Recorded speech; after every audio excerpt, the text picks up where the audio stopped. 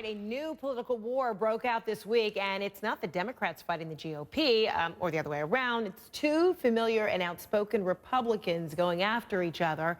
One a governor of a big state and the other a high-profile U.S. senator. And as our Jim Acosta reports, they both may have their eyes on the White House. An olive branch rejected. I'm running for re-election in New Jersey. I don't really have time for that at the moment. After accusing New Jersey Governor Christie of harming national security by hoarding federal relief money for Hurricane Sandy victims. This is the king of bacon talking about bacon. Kentucky Senator Rand Paul seemed to ask for forgiveness, suggesting a sort of ceasefire between the two outspoken Republicans. And I think with Governor Christie, it's gotten a little too personal, so we're ready to kiss and make up. But on a New Jersey radio program, Christie would have none of it. I don't know why Senator Paul's so, out of whack about this. At the end of the day, I never called him any names.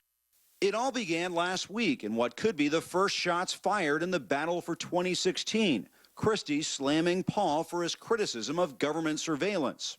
This strain of libertarianism that's going through both parties right now and making big headlines, I think is a very dangerous thought. But I doubt he would.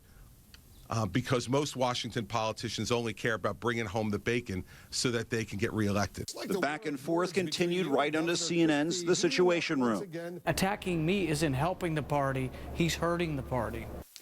Beyond the jab, some Republicans say it's Paul's non-interventionist views on foreign policy that are setting the stage for a fight for the heart and soul of their party. This is the anti-war left-wing Democrats of the 1960s that nominated George McGovern and destroyed their party for almost 20 years. It doesn't look like a truce will come anytime soon. It really had nothing to do with Senator Paul, but Senator Paul wanted to make it about Senator Paul. All right, that was Jim Acosta reporting now from Washington. So are we seeing the onset of a GOP civil war heading into the next presidential race? Ron Brownstein is CNN's senior political analyst and editorial director at the National Journal. Good to see you.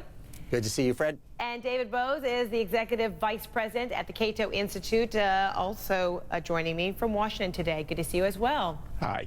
Okay, so, David, you first. Is this the beginning of a long primary season already? Well, it's certainly the beginning of a long primary season. You were talking about civil war. Yeah. Party primaries and certainly presidential primaries ought to be about ideas. And I don't think that makes it civil war. I think the Republicans are going to have a debate here about the role of government, both at home and abroad, the NSA spying, the surveillance. Is that gone too far? And are we getting involved in too many wars? And okay, I think but before you even get to that, you're seeing this what appear to be just kind of a personality conflict here and name calling. You heard Christie say, I'm not calling any names, but you heard it in the various sound bites coming from Rand Paul. So that's going to upstage whatever issues there may be to discuss, wouldn't you think? I hope they'll back off from that. Christie threw down the gauntlet first, saying libertarianism was a bad idea and naming Rand Paul as an advocate of it.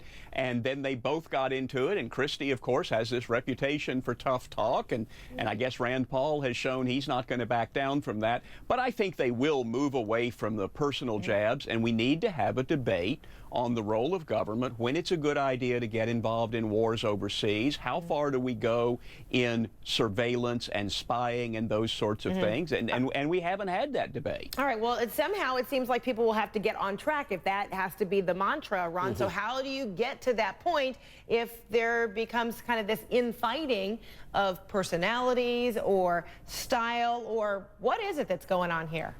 Well, I basically agree with David that over time the issues are going to kind of overshadow the personalities, but there's no question. I mean, it's kind of revealing on both fronts here. There is a debate within the Republican Party. Christie will be, if he does run, kind of a candidate who will draw on similar voters as Mitt Romney did, better educated, more affluent, more coastal. Rand Paul, if he does run, Ted Cruz, if he does run, folks like that will be drawing on the more ideological kind of wing of the party, the more populist wing of the party, the anti-establishment wing. And so what you saw is actually a revealing prediction of what you might see in 2016. But I think it's also a warning to both of these two men. Christie is someone who is famous for not turning the other cheek, and Rand Paul has made his style largely around a kind of irreverence. And I think in each case, they're going to have to tone that down to be seen as fully presidential if they do run in 2016. And this was kind of a reminder of that. But what do you mean this is a turning point? Because shortly after the election, it was said that that was the turning point for the Republican Party. There wasn't any real cohesion. There was too much infighting. There were too many people, imposing different directions. And now you've got this. I mean, we're really on the eve of, the presidential race, or I guess the next presidential race always begins after, one just ends. But, right. It seems as though if there's cohesion that has to be sought, it doesn't seem as though we're seeing within the GOP there is that. Well, there's never, look, a party never has, a party that's out of the White House never has an unequivocally agreed upon direction. But I would say I think the Republican Party has moved pretty clearly since the election. In the immediate aftermath of 2012, when Mitt Romney won a higher share of the white vote than Ronald Reagan did in 1980 and still lost badly, there was a sense, an overwhelming sense in the party, what you saw in the report from the RNC Commission that looked at this, that they had to expand the base, they had to reach out more to minorities, they had to reach out more to young people. Rand Paul kind of reflects that in some ways, arguing that his agenda would help broaden the party. But I think what you've seen, Fred, in the 8 months since is kind of a tectonic pull back toward the argument that really what the party has to do is turn out its base, and therefore all of this talk about repositioning is wrong-headed, and we need to kind of pursue a more uniformly conservative agenda, with the one caveat that, as I think David noted, that on the issues of national security and surveillance, exactly what is a true conservative agenda is suddenly very much in dispute. So, David, if there's a mission statement, what is it?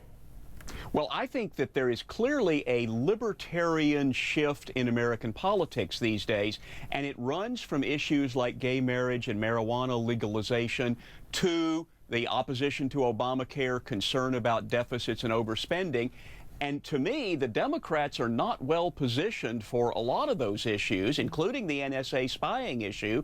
And the Republicans are now having a debate about whether they're going to move in a libertarian direction that might appeal to more young people, to more independents and moderate voters than they got in the last two elections, or whether they're going to try to stick with the agenda and the programs that lost them the last two elections. So I wonder whether we call it infighting or disorganization or finding its way, does this kind of create an advantage, however, for the Democrats, Ron? No, I don't think. Go ahead. Go ahead. Oh, I was going to say, I mean, look, Republicans have to really figure out, they have lost the popular vote in 5 out of the past 6 elections, just as Democrats did from 68 to 88. That doesn't happen by accident. It happens because the coalition that you are attracting with your message is simply no longer a national majority. And I think the evidence, as I said, from 2012 is very clear on that. There are different theories in the Republican Party about what went wrong and how to fix it. The initial theory was we had to broaden the base.